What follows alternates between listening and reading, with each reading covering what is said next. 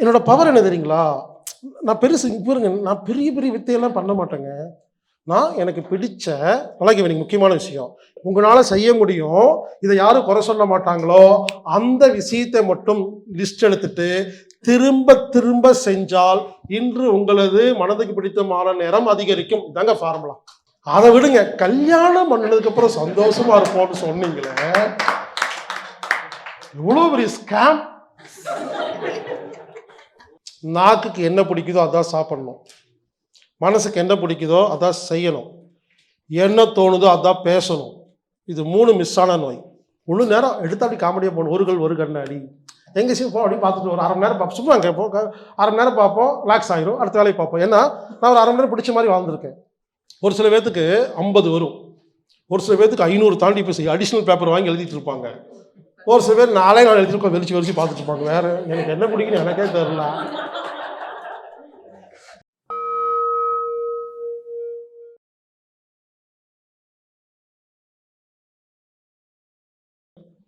மனசுக்கு பிடிச்ச மாதிரி வாழ்ற நேரத்தை எப்படி அதிகம் பண்றது? ஒரு வெள்ளை பேப்பர் எடுத்துக்கணும். இப்ப இல்லைங்க, அப்புறமா ஒரு வெள்ளை பேப்பர் எடுத்துட்டு தனியாக அமைதியாக உட்காந்துட்டு ஒரு பேனை எடுத்துட்டு பழகி வைங்க. உங்களுக்கு எதெல்லாம் செஞ்சா உங்களுக்கு ரொம்ப பிடிக்கும் புரிஞ்சிருச்சா? மனசுக்கு பிடிச்சது புத்திக்கு பிடிச்சது 2 வித்தியாசம் தெரிஞ்சிருச்சா? இப்போ நல்லது கெட்டதுங்கிறது புத்தி, பிடிச்சது பிடிக்கலைங்கிறது மனசு. இது கன்ஃபார்ம். ஓகே, இப்போ என்ன பண்ணுங்கன்னா, எதெல்லாம் உங்கள் மனசுக்கு பிடிக்குமோ அதெல்லாம் ஒரு பேப்பரில் 1 2 3ன்னு எழுதுங்க. ஒரு சில பேர்த்துக்கு 50 வரும், ஒரு சில பேர்த்துக்கு 500 தாண்டி போய் அடிஷ்னல் பேப்பர் வாங்கி எழுதிட்டு இருப்பாங்க. ஒரு சில பேர் 4 நாள் எழுதிருக்கோம், வெளிச்சு பார்த்துட்டு இருப்பாங்க. வேறு எனக்கு என்ன பிடிக்குன்னு எனக்கே தெரியல. எழுதியாச்சா? இங்கே பாருங்க, மனசுக்கு பிடிச்ச மாதிரி எழுத சொன்னேன் இல்லையா? வழங்கவில்லைங்க, அதுக்கு சென்சாரே கிடையாது, என்ன வேணாலும் எழுதலாம். ஏன்னா வேற யாரும் பார்க்க போறதில்ல. புரிஞ்சுக்குங்க, மனைவி எழுதுனதை கணவன் கூட பார்க்கக்கூடாது, ஒரு பயிற்சி. என்ன வேணா எழுதலாங்க, புரிஞ்சுக்குங்க, அவ்வளோதான் சொல்லுவேன். என்ன வேணா எழுதிக்கலாம், எங்க இஷ்டம். எழுதியாச்சா? எழுதியாச்சு. ஓகேங்களா? எழுதி முடிச்சாச்சு. வெயிட் பண்ணி ஒன்று கூட விடக்கூடாது. எது செஞ்சா உங்கள் மனசு சந்தோஷமா இருக்கும்? உதாரணத்துக்கு ஜப்பான் டூர் போகணும், என் பையன் வந்து ஃபர்ஸ்ட் மாதிரி என்னென்னலாம் இருக்கும் இல்லையா, எல்லாம் எழுதுங்க. ட்ரெஸ் வாங்கணும், எல்லாம் வாங்குங்க. கல்யாணம் பண்ணணும்னு ஒருத்தர் எழுதுவார், டைவர்ஸ் பண்ணு ஒருத்தர் எழுதுவார், எழுதுங்க. அதான் சொல்லிட்டேன், மனசுக்கு பிடிச்சி என்ன வேணால் எழுதிக்கலாம். ஓகேங்களா? என்ன வேணால் எழுதிக்கலாங்க. எழுதியாச்சா? எழுதி முடிச்சுட்டு ஓகே, எழுதி முடிச்சாச்சு. இப்போது எழுதியிருக்கீங்க இல்லையா? இப்போ மறுபடியும் பேப்பரை வச்சுக்கிட்டு பேனை எடுத்துக்கணும். அந்த மனசுக்கு பிடிச்ச மாதிரி விஷயத்தில் எழுதியிருப்பீங்களா, எதெல்லாம் செஞ்சால் செருப்பால் அடிப்பாங்களோ அதை அடிச்சிடணும்.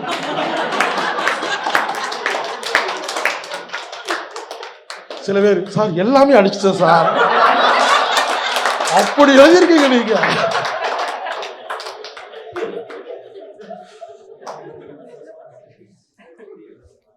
புரிஞ்சுங்களா? ஓகே, அடிச்சாச்சு. அடுத்தது, எதெல்லாம் செஞ்சா கூட இருக்கவங்க ரொம்ப கஷ்டப்படுவாங்க, இது சமுதாயத்துக்கு புறம்பானதோ அதெல்லாம் அடிச்சிருங்க.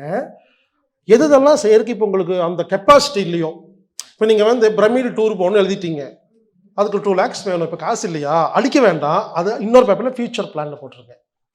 எதெல்லாம் செஞ்சால் ஒத்து வராதோ அழிச்சிருங்க, எதெல்லாம் சமுதாயத்துக்கு புறம்பா இருக்கோ அழிச்சிருங்க, எதெல்லாம் செஞ்சால் நம்ம கூட இருக்கவங்க ரொம்ப கஷ்டப்படுவாங்களோ அழிச்சிருங்க, எதெல்லாம் செய்யறதுக்கு இப்போ முடியாதோ அதை பக்கத்து பேப்பர் எழுதிக்குங்க. நல்லா கவனிங்க, எதெல்லாம் செஞ்சால் யாருக்கும் எந்த கெடுதலும் கிடையாது, உங்களால் செய்ய முடியும், இதை யாரும் குறை சொல்ல மாட்டாங்களோ அந்த விஷயத்தை மட்டும் லிஸ்ட் எடுத்துட்டு திரும்ப திரும்ப செஞ்சால் இன்று உங்களது மனதுக்கு பிடித்தமான நேரம் அதிகரிக்கும். இதாங்க ஃபார்முலா. ரொம்ப சிம்பிளா சொல்றாங்க, மனசுக்கு பிடிச்ச மாதிரி வாழ்ற நேரம் தான் நாம் இந்த உலகத்தில் வாழும் நேரம். நமக்காக வாழ்ற நேரம் மட்டும்தாங்க வாழ்ற நேரம். நமக்காக வாழ்ற ஒரு 5 நிமிஷம் வாழ்ற நேரங்க. குழந்தை ஏன் தெரியுமா நல்லா இருக்குது, அது தனக்கு பிடிச்ச மாதிரி நேரத்துக்கு இன்க்ரீஸ் பண்ணிக்கிட்டே இருக்குங்க. அதில் வேலையே அதுதான், பிடிச்ச வேலை. நீங்கள் பிடிச்ச வேலை செய்யும்போது இழுத்துட்டு வாங்க அழுகும், ஏன்னா அது பிடிக்கல, இழுத்துட்டு போகிறது பிடிக்கல. ஒரு குழந்தைங்க ஒரு பாட்டு பிடிச்சிருங்க, ஒரு பாட்டு பிடிச்சிருச்சுன்னு வச்சுக்கோங்களேன், அது கேட்குங்க, முடிச்சோடனே திரும்ப நம்மகிட்ட வந்து அதே பாட்டை போட்டு கொடுக்க சொல்லும். நான் சொல்கிறது ரொம்ப வருஷம் முன்னால் இருந்த குழந்தைகள் இப்போல்லாம் அதிலே போட்டுக்குதுங்க. ஒரு பேஜுக்கு சொல்கிறேன்.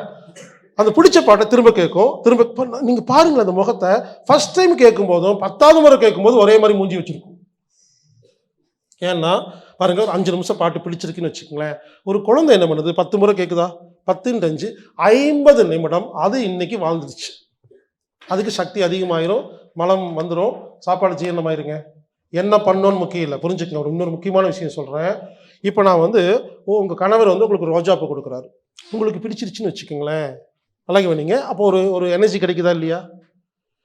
50 லட்சத்துக்கு வைரம் வாங்கி கொடுக்குறாரு, அப்போ உங்களுக்கு பிடிச்சிருக்கு.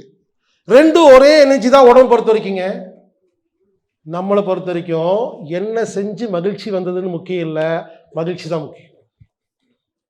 ஆனால் நம்ம நினச்சிட்டு இருக்கிறோம் வைரம் வாங்கினா தான் நிறைய ஹாப்பி கிடைக்கும்னு. கிடையாதுங்கிறங்க. ஒரு சின்ன விஷயம் சந்தோஷத்தை கொடுத்துச்சுன்னா அது கொடுக்குற சக்தியும் கோடிக்கணக்காக ரூபாய் செலவு பண்ணி ஒரு சக்தியும் ரெண்டும் நமக்கு பொறுத்த வரைக்கும் ஒன்று. அதனால நம்ம என்ன தெரியுமா தப்பு பண்ணுறோம்? நீ யாரை வேணா கேளுங்க, நீங்கள் எப்போ இங்கே சந்தோஷமா இருப்பீங்க கேட்டு பாருங்களேன். எல்லாரும் சொல்கிற ஒன்றே ஒன்று தான், நானே என் பொண்ணுக்கு மட்டும் கல்யாணம் பண்ணிட்டேன்னா அதுக்கப்புறம் சந்தோஷமா இருந்துருவேன். இருந்துருவீங்க. பொண்ணு கல்யாணம் பண்ண எல்லாருமே சந்தோஷமா இருக்காங்களா? கேட்டு பாருங்க. எங்கேங்க வீட்டில் இருக்கும்போது கூட நல்லா தாங்க இருந்தாங்க, போன நையில் ஃபோன் பண்ணிட்டு 1008 பிரச்சனை வருதா இல்லையா? சில பேர் சத்தியமாக சொல்லுங்க, வேலை கிடைச்சிட்டா சந்தோஷமா இருப்பேன்னு சொன்னீங்கல்ல, வேலைக்கு போய் சந்தோஷமாவா இருக்கீங்க? ஒரே டென்ஷன். படிக்கும்போதாவது நல்லா தான் இருந்தோம்.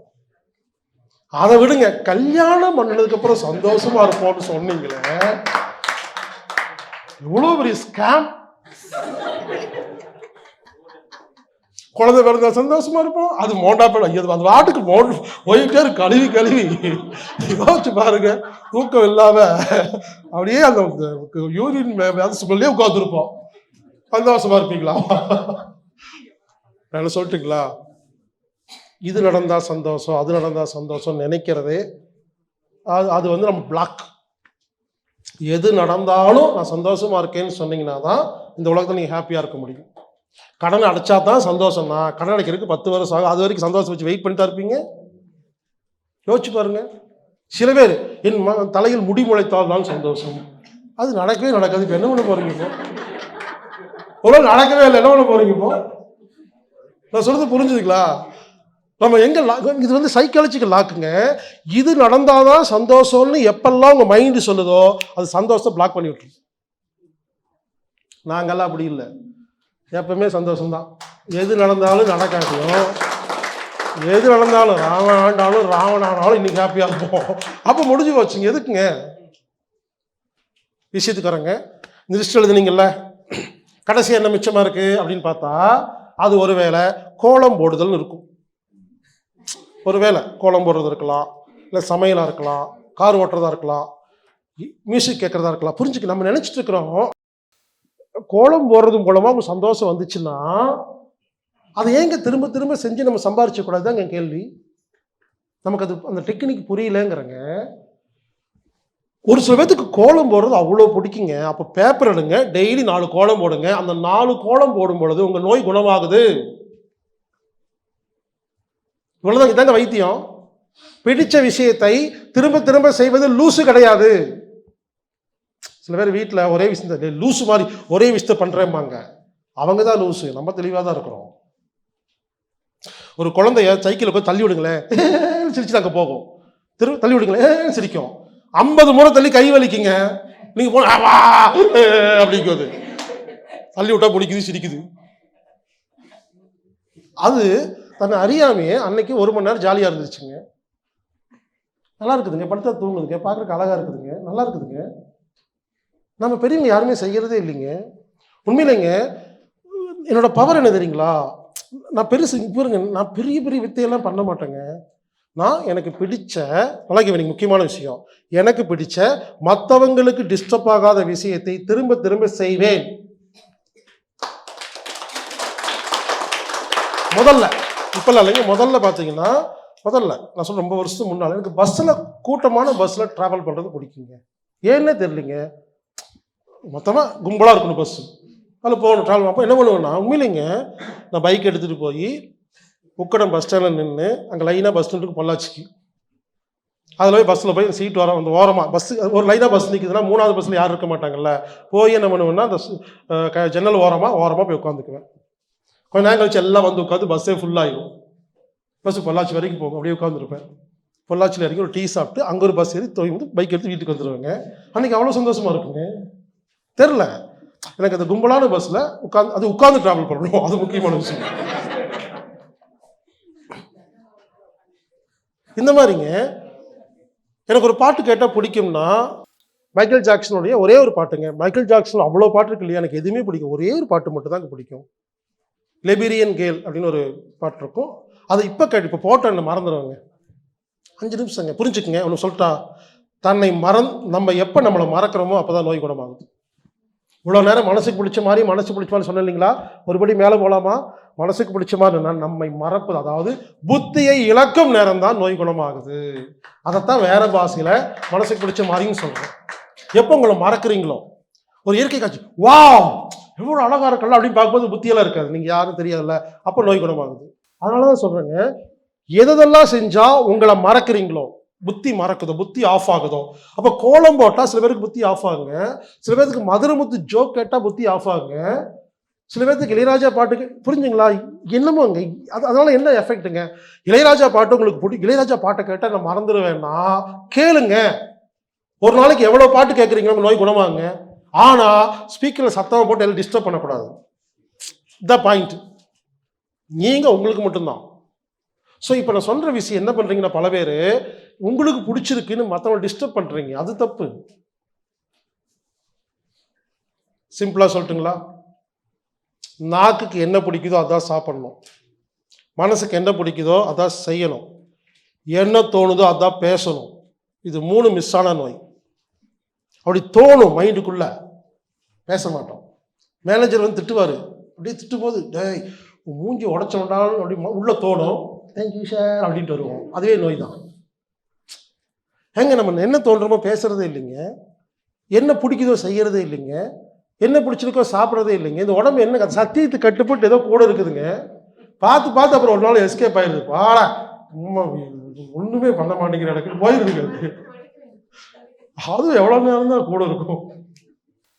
ஸோ புரிஞ்சுக்குங்க, எனக்கு நிறைய விஷயம் எனக்கு என்ன மறக்கிற விஷயங்கள் இருக்குதுங்க, அது யாரையும் டிஸ்டர்ப் பண்ணாதுங்கிறங்க. சில பாட்டு கேட்டால் என்னை மறப்பேன், அந்த பாட்டு எப்பவுமே வச்சுருப்பேன். எப்பப்பெல்லாம் எனக்கு போர் அடிக்குதோ அந்த பாட்டு போட்டு கேட்பேன், என்னை மறந்துடுவேன். இப்போ நீங்கள் எப்படி என்ன நான் பேசுறது கேட்குறீங்களோ, எனக்கு சில பேர்த்த பிடிக்கும், அவங்க பேசுறது கேட்கும்போது என்னை மறக்கும். சில படங்களை பார்த்தா அந்த படம் பார்த்தா மட்டும் என்னை மறந்துடுவேன். வசூல் ராஜா MBBS, ஆளினால் அழகு ராஜா, இந்த மாதிரி பட்டத்து யானை. முழு நேரம் காமெடியாக இருக்கணும், சீரியஸ் எல்லாம் பார்க்க மாட்டோம். முழு நேரம் எடுத்து அப்படி காமெடியாக போகணும். ஒரு கண்ணாடி எங்கே போ அப்படி பார்த்துட்டு ஒரு 1/2 மணி நேரம் பார்ப்போம். சும்மா கேட்போம், 1/2 மணி நேரம் பார்ப்போம், ரிலாக்ஸ் ஆகிடும், அடுத்த வேலையை பார்ப்போம். ஏன்னா நான் ஒரு 1/2 மணி நேரம் பிடிச்ச மாதிரி வாழ்ந்துருக்கேன். ஆமாங்க, சில பேருக்கு எம்ஜிஆர் கூட அவ்வளோ பிடிக்கும்னா, நீங்கள் ஒன்று பண்ணுங்க, உண்மையிலே சொல்கிறேங்க, எல்லா வேலையும் முடிச்சுட்டு டெய்லி ஒரு எம்ஜிஆர் படத்தை, ஒரே படத்தை 5 முறை நீங்கள் பார்க்கலாம், தப்பு இல்லைங்கிறங்க. நீங்கள் புரிஞ்சிக்க வேண்டியது, பிடிச்ச விஷயத்தை திரும்ப திரும்ப செய்கிறது தப்பில்லை, அதான் சொல்ல வரேன். அது ஒரு சக்தி. அப்போ என்ன புரியுது, மனம் அப்படிங்கிற டாப்பிக்கில் முக்கியமான விஷயம் என்னன்னா, நம் மனதுக்கு பிடித்த மாதிரி வாழும் நேரம் குறைவதே வியாதி. இவருங்க எல்லாரும் என்ன தப்பா நினைச்சிட்டு, நான் ஒரு வேலை செஞ்சுட்டு இருக்கிறேங்க, இந்த வேலையை விட்டுட்டா அதுக்கப்புறம் மனசு பிடிச்ச மாதிரி வாழ்வேன்னு சொல்றீங்க. ஒரு சில பேர் குழந்தை பிறந்துருச்சுங்க, அதை மட்டும் நான் பெருசாக்கி கல்யாணம் பண்ணி கொடுத்தா, அப்படியெல்லாம் இல்லைங்க. அப்படி சொன்னால் வாழ்வாமல் சொல்லிகிட்டே தான் இருக்கணும். இப்போ நாளைக்கு காலையில் நீங்கள் ஹாப்பியாக இல்லைன்னா என்றைக்குமே இருக்க முடியாது. ஒரு சின்ன ரீலுங்க யூடியூப்ல பார்த்தேன், ஒரு பையன் இன்னும் அழகாக பண்ணியிருந்தாங்க. சின்ன பையன், சின்ன ரீலுங்க, 1 நிமிஷம் கூட இல்லைங்க. அவன்ட்டு ஏய் இங்கே வா, 10th முடிச்சிட்டியாங்க வா, 10th முடிச்சுட்டு அப்போ என்னடா பண்ணுறப்போ +2 படி போ, +2 முடிச்சிட்டாங்க வா, +2 முடிச்சுட்டு நம்ம காலேஜ் போக வேண்டியதான்டா, என்ன பண்ணிட்டு இருக்க நீ, காலேஜ் முடிச்சிட்டியாடா, வேலைக்கு போடா நீ, வேலைக்கு போயிட்டு இல்லை, சம்பளம் வாங்கல, கல்யாணம் பண்ணுறான், கல்யாணம் பண்ணிட்டு குழந்தை பற்றிக்கலாம், குழந்தை ஸ்கூல் சேர்றா, செத்துட்டியா, குழந்தை கல்யாணம் பண்ணுறான், பண்ணிட்டியா, வேற மதி பார்த்துட்டியா, இவ்வளோ டைம் ஆயிடுச்சா, சரி போடா. இருப்பாங்க, இந்த பாடி டிஸ்போஸ் பண்ணுங்க அப்படின்ட்டு, ஏய் 10th படிச்சுட்டான்னு இன்னொருத்துட்டு போறான். வாழ்நாள் ஃபுல்லா இப்படிதான் இருக்கும், ஏதாவது ஒன்று நடந்துக்கிட்டே தான் இருக்கும். புரிஞ்சுக்குங்க, நம்ம தப்பே என்னன்னா, இது முடிச்சுட்டா நான் நிம்மதியா இருப்பேன்னு நினைக்கிறதாங்க பிரச்சனையே. அது வந்துகிட்டே தான் இருக்கும். இன்னைக்கு இந்த வினாடியில எவ்வளவு நேரம் ஹாப்பியா இருக்குமோ எல்லா இடத்துலயும் இருக்கிறாங்க.